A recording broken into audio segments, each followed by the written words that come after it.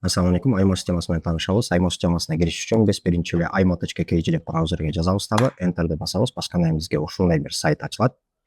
Ачылгандан кийин биз эгерде мурда каттар элек болсок, начать бесплатно дейбиз, катталган болсок, пойти деген кнопканы басып көтөрөбүз. Эгерде начать бесплатно деп баса турган болсок, бизге ушундай болгон страница ачылат. Бул жерден эң биринчи эле биз магазинибиздин аталышын жазабыз. Магазинибиздин же образовательный центрибиздин аталышын жазабыз. Өзүңүздөрдүн магазиниңиздерде же образовательный центрлерди жазасыздар. Андан кийин эле вид деятельности образовательный центр боло турган болсо, образовательный центрди тандайбыз. Эгерде магазин боло турган болсо, товар сатып иштей турган болсок, анда магазин товаров дегенди тандайбыз. Магазин товаров тандагандан кийин бизде 3 бөлүм чыгат: офлайн, онлайн жана все функция деген. Офлайнда бул только офлайн сата турган болсоңуз, ошонун ичиндеги бухгалтерский учет, складской учет жүргүзөм десеңиз, анда офлайн бөлүмүн тандайсыз. Эгерде онлайндагы офлайндагы иштей турган болсоңуз, анда онлайн офлайн ушул экинчи онлайн деген бөлүмдү тандайсыз. Эгерде өзүңүздүн курьерлериңиз боло турган болсо, курьерлериңизди башкарууну аласыңыз, анда все функция деген бөлүмдү тандайсыз. Мен все функция деген бөлүмдү тандайм.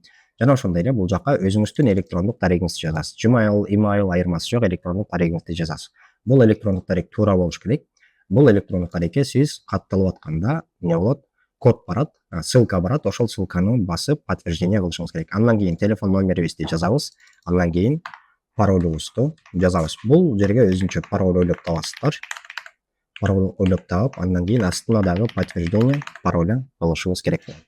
Подтверждение пароля кылгандан кийин я согласен деген кнопканы басабыз дагы, создать аккаунт деп басабыз. Баскандан кийин бизге ушундай бир бөлүм ачылат. Бул жактан сохранить пароль деп чыгып атат. Биз эмне кылабыз? Сохранить деп басып коебуз. Кийинки кирүүдө паролду ушул жактан алып кире беребиз. Не атат? Спасибо за регистрацию. 3 күндүк пробный период берип атабыз жана электрондук дарегиңизге сизге ссылка жөнөттүк деп айтып жатат. Эгерде ссылканы көрбөсөңүз, нерейт спам бөлүмүндагы текшерип көрүңүздөр. Биз электрондук дарегибизге кирели. Бир жолу обновление кылалы. Мынакей, бизге эмне болду? Подтверждение регистрации на платформе imo.kg дейт. Не дейбиз? Подтвердить деген кнопканы басабыз. Подтвердить деген кнопканы баскандан кийин бизге мынакей мынтип чыгат. Ваш email успешно подтвержден, добро пожаловать деп чыгат. Эми бул биздин бизнесибиздин управление кыла турган бөлүмүнө толук кандуу кирдик десек болот тугандар. Эң биринчи эле киргенде эмнеден башташыбыз керек? Эң биринчи киргенде эле биз бухгалтерияга киребиз, счет и транзакция деген бөлүмгө киребиз. Бул жактан бизге киргенде касса деген бар. Автоматически бизге касса создавать этилет, бир касса создавать этилет. Эгерде 2-3 касса менен иштей турган болсоңор, кайра создать кассу деп наименование кассы, начальный остаток болсо жазып, валютасын жазып, жана ошондой эле примечание местоположениясын жазып туруп, создать кассу деген кнопканы басып кетире беребиз. Андан кийин дагы эле счет и транзакцияга киребиз дагы. Бизде банковский счеттор болот, ошол банковский счетторду кошушубуз керек болот.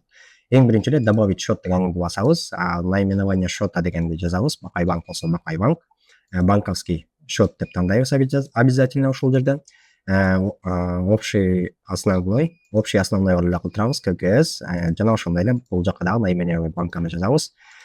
Номер счетаны жазабыз. Телефон номерди жазып койсок, кайсыл телефон номер катталганбыз, ошону жазып койсок болот. Начальный остаток. Эгерде банкыңыздарда начальный остатогуңуздар бар болсо, ошол начальный остатокты жазып коюш керек болот тугандар. Мен мисалы үчүн азыр 1 миллион деп жазайын. Ответственный сотрудникти эч кимди тандабайбыз бул жерде, ошол бойдон калат. Эми ылдый жактан бул счетту ачкандан кийин основной счет болуп эсептелип атат. Бул счет тугандар азыр бизде магазиндин основной банковский счету болуп эсептелип атат. Ошон үчүн использовать этот счет по умолчанию для всех новых операций деген кнопканы басыңызда сохранить изменения дейбиз. Мынакей бизге Бакай банк деп дефолтный не болду, счет ачылды, баланс начальный остаток 1 миллион сом болду. Сиздерде начальный остаток дегенде тугандар мындай карашыбыз керек. Счетуңуздарда именно фактически счетуңуздарда канча сом болгон болсо, ошону бул жака жазышыңыздар керек болот. Суроолор болушу мүмкүн, эмнеге интеграция кылып койбойсуздар деген прямой банкка. Азыркы учурда бул аябай эле небезопасный, анткени желательно ал нерсени колдонбогонго аракет кылыңыздар. Өзүңүздөрдүн счетуңуздарды, банковский счетуңуздарды башка бир сервистерге напрямую кошконго негизи эле азыркы учурда болбойт тугандар. Ошон үчүн биз да ошол функцияны алып салганбыз. Азыр просто начальный остаток көрсөтөсүздөр, андан кийин операциялар жүргөн сайын, которуулар, түшүүлөр жүргөн сайын бул жакта өзүнчө бөлүмдөр бар. Ошол аркылуу эмне кылабыз? Счетко акча келгенин, кеткенин фиксировать этип турабыз тугандар. Мынакей эмне кылдык? Счетту ачтык, бизде счетубуз даяр. Андан кийин эле биз каталоги остатокко киребиз. Каталоги остатокко киргенден кийин обязательно биз поставщик кошобуз. Поставщик дегенде бизге товар алып келе турган адамдардын данныйларын кошобуз. Айталы, тест мындай кылалы. Тест поставщик дейли. Тест поставщик, ИНН жазалы, телефон номерин жазалы, адресин жазалы, электрондук дарек болсо электрондук дарегин жазалы. Электрондук дареги болсо электрондук дарегин жазабыз туугандар.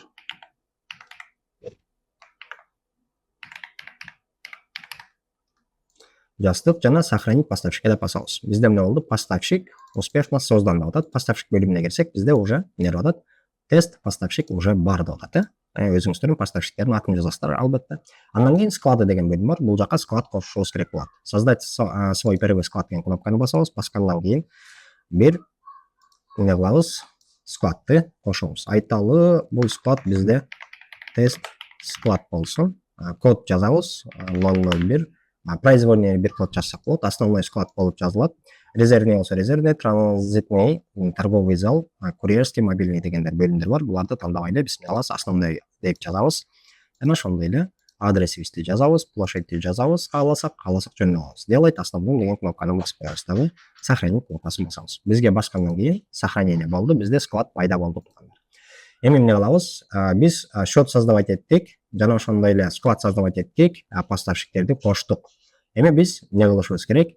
Начальный остаток киргизишибиз керек, же болбосо закуп кылып башташыбыз керек туугандар. Эми биз биринчиден эмне кылышыбыз керек? Товар кошуп башташыбыз керек туугандар, чтоб приход кылып башташ үчүн. Же болбосо ввод начальных остатков деген бөлүмүбүз бар. Ошо ввод начальных остаткка кирип, биз начальный остаток кошуп башташыбыз керек болот. Бул жерде биз наименование товара жазабыз, ШКсын жазабыз товарыбыздын, айталы мындай. Товар успешно найден и заполнен дейт. Окей. Макароны Султан паутинка 1,6 килограмм болот. Эгерде бул жака товардын өзүнүн штрих-кодун жазсаңар, интернетте база данныктарда бар боло турган болсо, автоматтык түрдө бияка эмне кылат? Наименованиясын өзү тартып келип коет туугандар. Андан кийин кайсыл складка киргизебиз, ошону тандайбыз. Канча количество бар, ошону тандашыбыз керек болот. Окей, мен количество бар дейли, штук килограмм. Кетти, бул эмне менен эсептелинет? Эгерде 1,5 кг, 1,6 килограмм бир упаковка боло турган болсо, биз эмне кылабыз? Упаковка дегенди тандайбыз дагы, кетиребиз. Андан кийин странаны жазсак болот, описание жазсак болот. Эми бул не обязательный полялар, кааласаңыздар жазбай деле койсоңуздар болот. Андан кийин цена продажи деген бөлүм бар. Бул жерде цена продажыны обязательно жазышыбыз керек болот. Цена продажи, мисалы үчүн, бир цена продажи 350 сом дейли. Закупочный цена дагы обязательно жазыш керек. Закупочный цена 280 сом дейли. Мынакей, 280 сом. Андан кийин бизде эгерде оптом сатат турган болсок, оптом, продавать оптом деген бөлүм бар. Бул жака дагы оптом баасын жазып коебуз. Мисалы үчүн 300 сом да оптом баасын, розничный ценасын жана ошондой эле закупочный ценасын дагы жазып койдук. Андан кийин тип бонусов деген бөлүм бар. Бул тип бонусов бөлүмү туугандар, биз менеджерге же болбосо сатып аткан кишиге сом менен беребизби ар бир сатылган товардан, же болбосо проценттак беребизби, ошону тандайбыз. Сом менен беребиз дейли, ар бир товардан. Допустим, 10 сом алсын, ар бир товардын сатылгандан 10 сом алсын дейли. Ошо бизде эмне болду? Болду. Ушул данныйлар гана топтолуш керек. Эгер кааласак, эмне кылсак болот? Сүрөтүн жүктөп койсок болот. Бизге азыр сүрөт өтө эмес, важный эмес, ошондуктан сохранить товар деп басабыз. Сохранить товар дегенден кийин мынакей. Бизде эмне болду? Остаток азыр 1000 упаковка бар деп атат. Цена 350 сом деп атат. СКО ушундай деп атат. Характеристикабыз да биякта эмне болуп атат? Штрих-кодубуз чыгып атат жана башка данныйларыбыз чыгып атат. Мынакей. Приход болдуруп атат. Кетти. Вот начальных остатков деп эмне болуп атат? Примечание менен кирип жатат.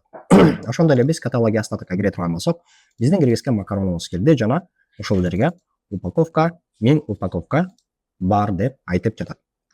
Ошону менен бирге эле бизде склады деген бөлүмгө кирип, складка кире турган болсок, стоимость остатковду көрсөтүп берип атат. Биздин себестоимость 280 болчу, ошол 280 сомдон 280 000 сом бир уникальный товар 1000 единица ушул складта, тест складта, ушул адресте жайгашкан деп айтып жатат. Биякта последнее движение полный көрсөтүп жатат. Все журналы дей турган болсок, бул жерден баардык данныйларды ушул жерге көрсөтүп берет туугандар.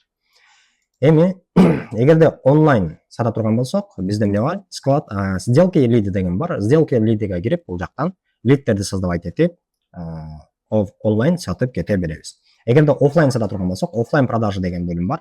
Бул жактан офлайн продажага кире турган болсок, офлайн продажға кире турган болсок, товарыбызды сканер менен сканерлейбиз дагы эмне кылабыз, сатууну баштай берсек болот. Аймо системасына катталгандан кийин алгачкы кадамдарды кантип жасаш керек экендиги жөнүндө кыскача видео болду туугандар. Көңүлдүү болгонуңуздарга чоң рахмат. Ишиңиздерге ийгилик.